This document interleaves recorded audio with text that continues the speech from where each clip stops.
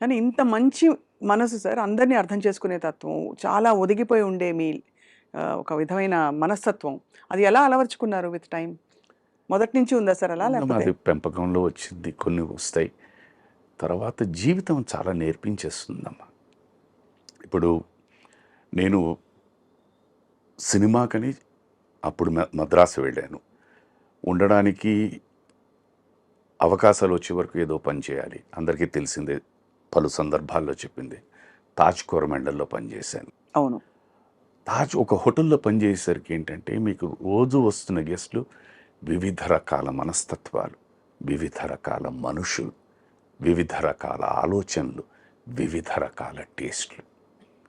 అక్కడ నాకు సాధ్యం ఉన్నా లేకపోయినా నేను యాజ్ ఎ గెస్ట్ వారి కోరికలు తీర్చాల్సిన బాధ్యత నాది. How do I do it, how do I tackle it?